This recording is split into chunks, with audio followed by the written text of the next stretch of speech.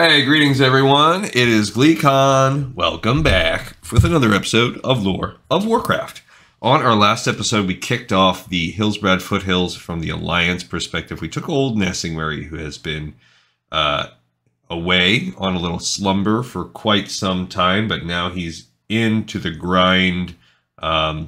And he spent his hour painstakingly killing murlocs that were significantly stronger than he was. And he's got his work cut out for him. We do have another one that's going to be tag teaming. It'll be a completely different experience as we tag team it with Shalasir, and we'll get into that on tomorrow's episode.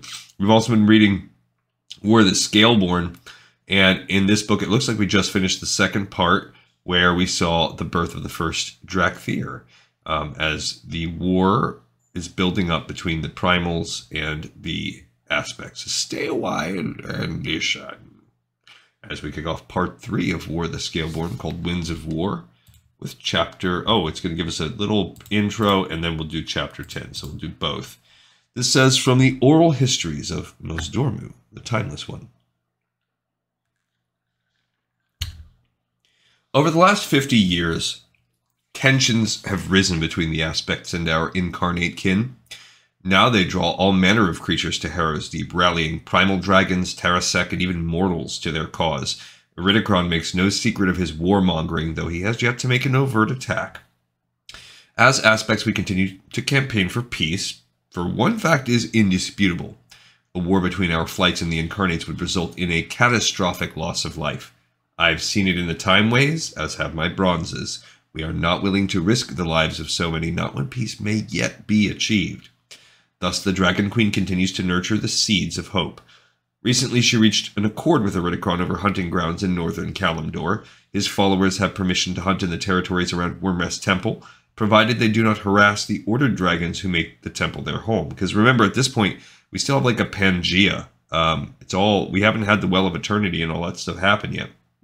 So it's one supercontinent. It feels like a victory no matter how small. We have made inroads with some of the unaffiliated primal dragons in the area and are building relations with the mortal tribes who call those lands home too. Malygos's visages have been used to great effect with this latter group. The Storm Eater and her underlings continue to attack Terrasek and mortal villages, though we have yet to catch her in the act. Unlike Varrock or a primal dragon leader like one called Vitelinoth, Raszageth is nigh unto impossible to track. She hides within the fury of her storms, often changing directions and frustrating any attempts made to follow her. Additionally, the Shadow Scales have seen Raszageth conversing with a small black dragon, one who matches the description of a dragon named Ikronia. The black dragonflight thought her dead. Neltharion worries about the secrets she may have told Iridikron, for it is possible she worked the forges in the Obsidian Citadel before her defection. The Stone Scaled has ignored our calls to restrain Raszageth, insisting she has committed no transgressions. On that matter, Neltharion's instinct to keep Tyr's death from the dragonflights has served us well, as the incarnates do not seem to realize Tyr is gone. Alexstrasza has called most of our allied Titanforged home to Valdrakken to bolster their numbers, but a few continued their work in the Dragon Wilds. The longer we can keep this knowledge from Iridikron, the better. Tyr and his Titanforged were an excellent deterrent to an incarnate invasion, as Iridikron is loath to take on an allied force of keepers and aspects. Despite these dangers, the Broodlands continue to thrive. Have we not just finished construction on the Temporal Conflux, the seat of the Bronze Dragonflight's power? The Temporal Conflux will be an anchor to our flight in the Timeways, allowing us to explore as never before. Ysera and her Greens have opened portals straight into the Emerald Dream, allowing us to step through and see the wonders the Dreamer sees when she closes her eyes. The Greens have also taken to our new visages the most naturally, building strong relations with our mortal neighbors. Many such beings have moved to the Emerald Plains, where they now thrive under the Greens' gentle care. In the south, Malygos and his Blues have been busy expanding their knowledge of the arcane, while the Dragon Queen has invested herself in creating, raising, and training legions of new Draconid for each flight. Scalesworn now patrol the streets of Valdrakken at all hours of the day and provide support at the border. She claims these creatures are meant to support us in our oaths, but secretly I wonder if she isn't preparing to defend the Broodlands in her own way. Only Neltharion's aims remain hidden from us. While he hosts his sparring matches, war games, and other displays of strength, he spends most of his time in the northern reaches of the Broodlands, far to the north of the Scale Cracker Peaks. He has forbidden other flights from venturing close, calling it a testing ground for aerial weaponry. The futures I see in the timeways grow darker, ever darker. There are 1,000 ways war might come to our lands, and few ways to escape its rampant destruction. We shall see how the winds will stir the sands of time. Chapter 10. Iridikron shifted his weight considering the news his Rock Fury agents relayed. Tyr the Aspect's beloved keeper was dead. Whoops, cat's out of the bag. Good, he thought. The Stone-Scaled stood in his war cavern in Harrow's Deep with Farak and Razageth considering his campaign map. The massive chamber looked like the hollowed-out insides of a great beast. A large spine of stalactites ran across the ceiling. Lava pumped from the mountain's heart, filling a lake with molten rock. Several large islands floated atop the magma's bright surface, though Iridikron conducted business from the central platform. It had been many long years since Iridikron's agents had seen the Keeper in the Broodlands. The Aspects had hidden the Keeper's death from their flights. To this day, only high-ranking flight leaders and commanders knew Tyr was gone, which was precisely why it had taken the Rock Furies decades to confirm the fact. "Who gave you this information?" Iridikron asked the agent, a stone primal named Zakarnos. "I overheard one of Neltharian's scalesmiths talking about it with a stone skin," Zakarnos replied. "Calcia is her name. They were building a statue of a titan on the outskirts of Eldraken." "I mislike that you got this information from one of Neltharian's own," Iridikron said with a growl in his throat. "Are you sure you were not seen? Calcia is one of the Earthwarder's most trusted lackeys. It would not surprise me to learn she fed you false information in the guise of a private conversation." "For days I appeared as nothing more than a rocky outcropping in the shadows of the foliage," the primal replied. "If they had known I was there, they would have driven me out." "The Keeper is gone, Iridikron," Farak said loudly, rolling his eyes. The incarnate of flame lounged on the far side of the island, stirring the lava with his tendons. "You're out of excuses. It's time to strike." Iridikron said. While he trusted his agents, he would not be surprised if Neltharion and the Black Dragonflight tried to goad the incarnates into attacking prematurely.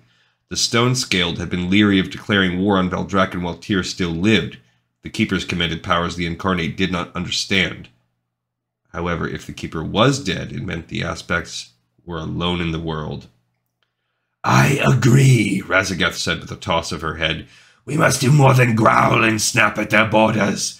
We should release the full fury of the storm on their skies."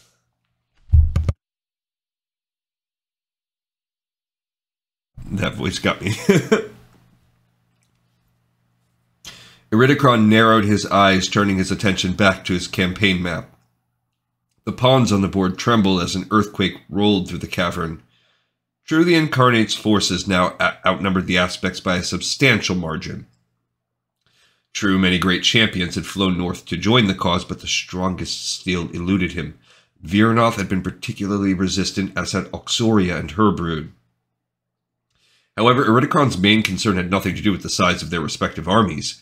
"There is still much we do not understand about the Aspects and Order magic," he mused. "Even now, their flights adopt mortal forms to build alliances with the tribes on their land. We cannot explain how they assume such forms, though it is likely due to them using more of their cursed arcane magic." "Ah!" Farak said, getting to his feet. "Why should it matter if they want to adopt mortal forms? They will just be easier to kill."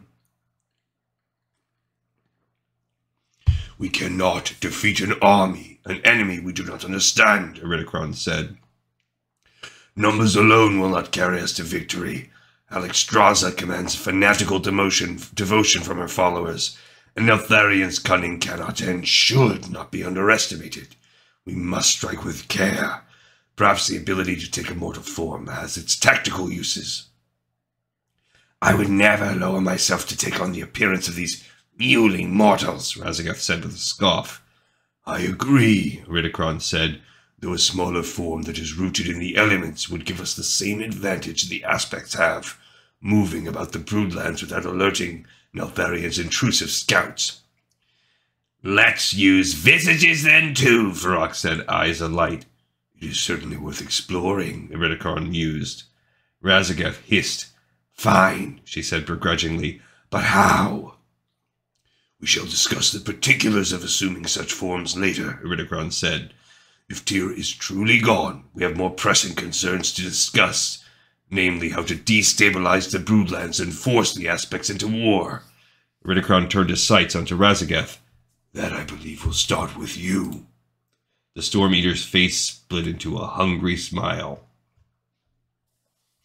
In all the world, there was nothing Razageth loved more than chaos. Tonight, she had driven a brutal storm all the way to the northernmost reaches of the Broodlands, an empty, sparse expanse, one long ignored by the aspects in their flights. The clouds grew dark as night. Razageth took a deep breath and grinned. She gathered the storm's natural power under her wings, reveling in its might. Tonight, she would strike at the Broodlands for the first time. Razageth couldn't remember the last time she'd been so excited. While the Storm Eater would have loved to unleash such power upon the aspect's garish city of Valdrakken, Iridikron had demanded caution. He insisted that Razageth begin by testing remote targets in the Reach, ones populated only by wild Terrasek. Thus, Razageth and Acronia settled on a small Terrasek village far to the north. For more than 50 summers, Razageth and Acronia had destroyed settlements in the aspect's names. Not once had they been caught.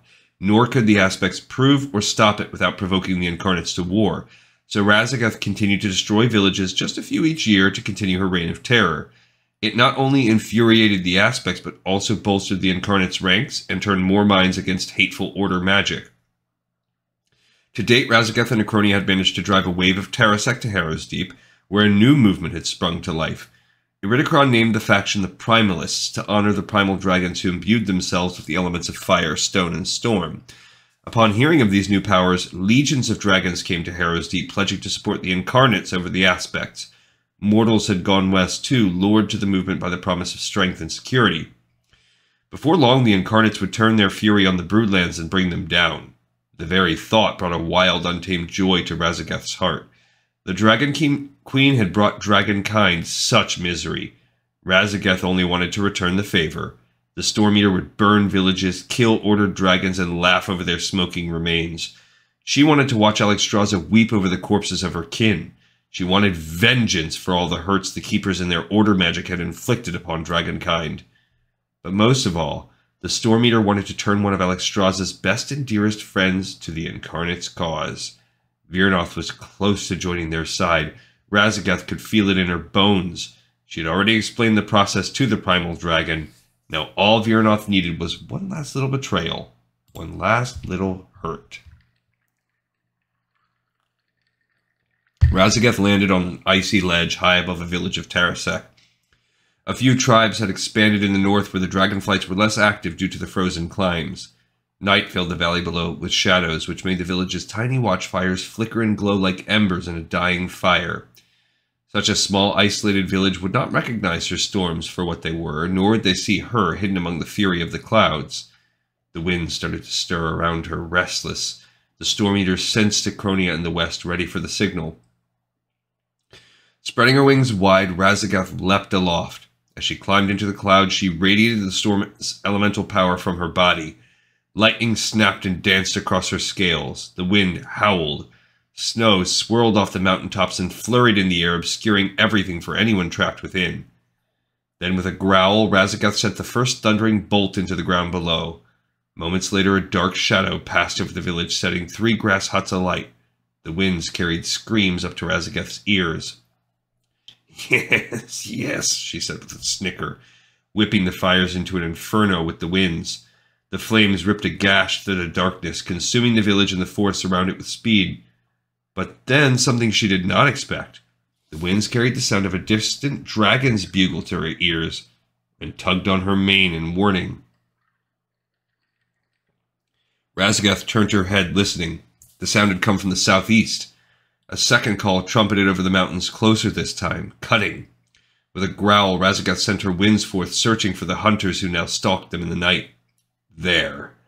On the valley's ridge, a patrol of black dragons rode the gale. 2 of them dived toward the valley floor, heading for the village. Acronia had been spotted. The other 2 remained in the air, gliding under the clouds, cautious. Razageth had no love for Acronia. However, if the black dragons managed to capture her, she might turn on the incarnates and reveal their secrets. Razagath had been careful not to tell her too much, but who knew what Farak had spewed in the little dragon's presence? So Razagath chose violence, chaos, death. Manifesting lightning from within, she sent a massive branching bolt down toward the ground, striking one of the dragons headed for the village. The lightning outlined the creature in blue light. The dragon seized, releasing an agonized scream as their head arched back, their limbs and tail straining. The lightning faded, leaving the silhouette of the dragon's final moments impressed upon her eyes. As Razagath sparked the energy for a second bolt, the wind shifted to her left and right. Black shadows rushed at her from either side. With a growl, the Storm Eater closed her wings and dropped through the air. The black dragons followed her, close in pursuit. Snapping open her wings, she propelled herself over the black dragons' heads, catching them both by surprise. The dragon on the left darted away. The one on the right was slower. Razagath slammed into his back, piercing his hide with her talons. Bones snapped, scales cracked. Exuding electricity, Razagath pushed the energy into the dragon's unprotected body. Spidery legs of lightning burst over his frame. The dragon writhed in her vice-like grip. Hot blood gushed over Razagath's talons and slicked her toes. The dragon screamed, then went limp. The thunder of his heart fell silent. Razagath thought, sensing movement in the winds behind her. On instinct, she beat her wings and spun, unsurprised to see the third black dragon rushing toward her. Summoning a fast updraft under her wings, Razagath rose and kicked the corpse at its companion. The black dragon dodged, but the body clipped her left wing. The dragon faltered in the air. Taking advantage of her opponent's instability, Razagath struck. She sent whirls of wind off her wings, capturing her enemy in a vortex. The black dragon spun in the air, thrashing and flailing, wholly at Razagath's mercy. Is this the vaunted strength of order magic? Razagath tossed her head and laughed. Pathetic!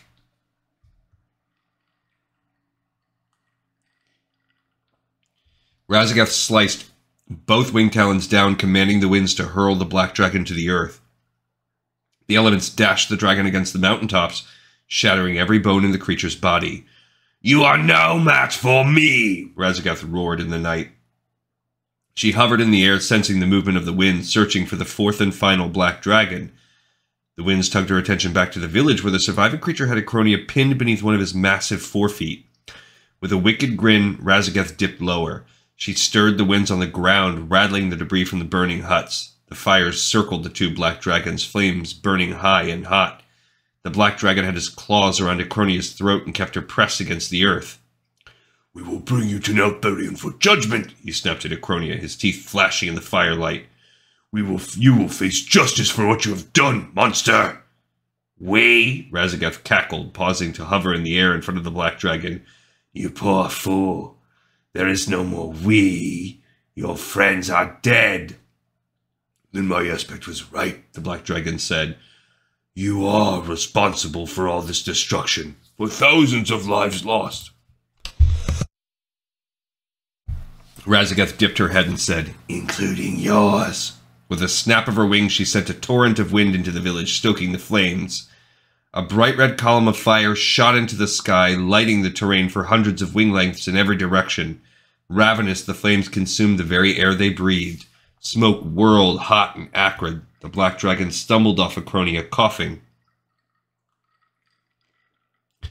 Razagath cackled, drawing the lightning from her body. As she unleashed the killing bolt, the black dragon sank his claws into the earth. He pulled a rough shield of stone up in front of his body. The lightning slammed into the rock and fizzled out, leaving writhing worms of electricity in its wake. My, Razagath said, laughing with glee. You are more clever than your companions. Let's see how long you last against an incarnate. The black dragon rose, shaking the earth off his wings. He stared at Razagath. The black dragon flight will make you pay for your cruelty, Storm Eater. This I swear.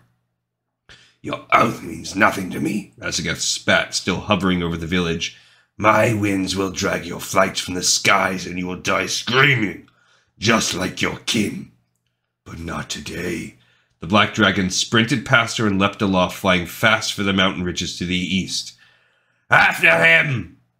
Razagath shouted to Acronia, who struggled to her feet. Wheeling, the Storm Eater crested the treetops. Despite the pleasure Razagath was taking, this game was now in deadly earnest. She would not allow her prey to escape. Big blue-white bolts arced through the air around them, thundering off the sharp mountain peaks. Flying at this speed, Razageth could not aim them as accurately. She whipped up a headwind against it, but that only forced her to fly faster and harder too. The black dragon darted into a rocky chasm to escape. Razageth gave chase, but the channel tapered, leaving her little space to navigate. Thin, wan, gray light highlighted the dangers ahead. She dived under a sharp jut of rock and dodged the ancient roots of a tree, keeping the black dragon in her sights. A waterfall roared down the white wall. The black dragon hit it first and disappeared into the chasm's shadows. Razageth flew through the waterfall, electrifying it as she passed. The light shocked the rock walls around her, illuminating the black dragon's tail as he leapt skyward.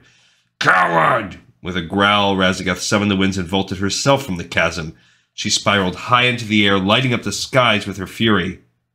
But the black dragon had disappeared. That's good. Razageth patrolled the area, her frustration growing. The sky resonated with her fury, raining lightning bolts down upon the world. She called a gale to clear the skies as they searched for the black dragon, but her winds returned to her with empty whispers. As the storm eater turned back, the natural wind shifted directions, blowing in from the northeast. They brought Razageth the smoky, rich smell of burning wood and the earthen scent of black dragon scales. What were the aspects doing so far to the north? Beyond the jagged peaks of the mountains, an orange light tinged the bellies of the clouds. Curious, Razageth flew toward the mountain range, keeping out of sight. Tall, toothy peaks ringed the valley below.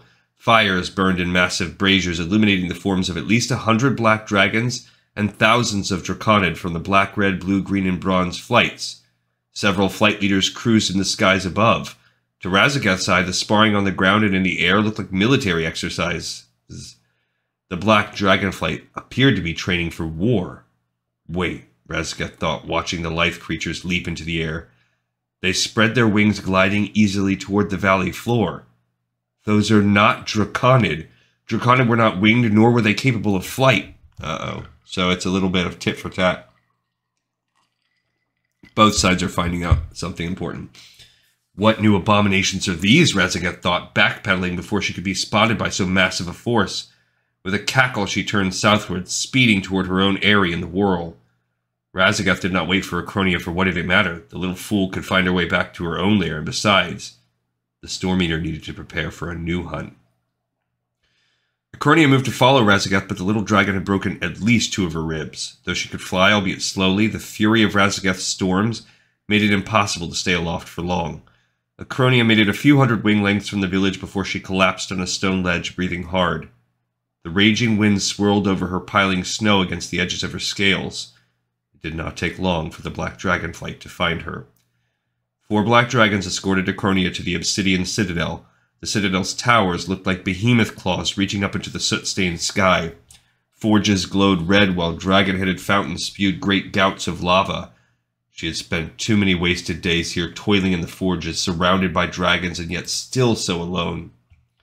The black dragons forced Acronia to fly higher, ever higher, until the pain grew so strong she nearly tumbled from the sky. Sighing, one of the larger black dragons extended a wing. Acronia accepted his help out of exhaustion, not gratitude. When they landed on a high ledge, Acronia sank to the ground and shuddered. The black dragons moved her inside, where draconids swarmed around her and shackled her front legs to the ground. Acronia hissed and snapped, but the draconid dodged her slow, weakened attacks. "No dragon should have to suffer this," Acronia said to them, tugging at the iron shackles that bound her forelegs to the ground. The order magic in the metal buzzed through her bones and rattled in her teeth. "Why not just kill me outright?" "It is not for us to decide your fate," one black dragon said. "You are a member of our fight. Only our aspect may pass judgment on you." "Can you not think for yourselves?" Acronia spat. "Or must you do everything according to your master's will?" The black dragon snorted. "You defected from our ranks, did you not?" he asked, turning away from her. "You know the answer to that question better than I."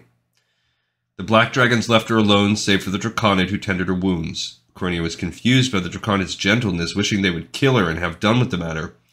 Razageth was an ally, and she beat Acronia even in victory. What horrors would Acronia suffer at an aspect's talons after crossing them? The longer she waited, the larger her fears grew. Great braziers threw strange, twisting shadows over the walls, but Acronia could not help but stare at the stone map that dominated the space. Iridikron had a similar map at Harrow's Deep. She'd spent many nights in her brother's empty council chambers staring at his maps and guessing at his strategies. She learned much over the years, despite his attempts to keep his plans from her. They were so very much alike, Iridikron and Neltharion. Before the Titans began their meddling, the two had been as close as clutchmates, closer than Acronia and Iridikron had ever been. They shared similar goals and interests, though Neltharion ever said he was a builder, while Iridikron enjoyed watching the earth break.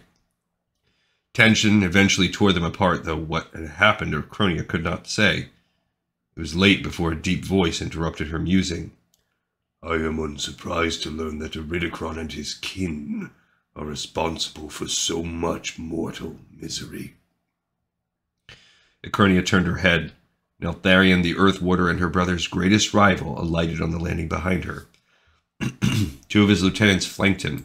As he stepped inside the throne room, the firelight dancing across his jet-colored scales. His eyes burned with orange fires, brilliant and brutal as the engines of war below. Fear struck Acronia's heart. She had always been small for her kind, but Neltharion dwarfed her and every other dragon in the room. The floor trembled under his steps. Not even Iridikron stood as massive and mighty as the Black Aspect, and the thought sent fear through Acronia's entire being. She cowered back a step, her chains straining against her scales. Neltharion stopped a few paces in front of Acronia. Tell me, he said, lowering his head to look her in the eye. Did your brother force you into the Black Dragonflight's ranks to perpetrate this ruse? No, I chose to come to Valdrakken on my own, Acronia said, turning her head away. But I regretted my choice and fled. Razagath caught me and... Are there others like you? Neltharion asked, his voice rising, his tone sharp as a rake of talons. Are there other Black Dragonflights who have fallen under Iridikron's sway and now burn the villages of the innocent? Or are you responsible for the whole of it?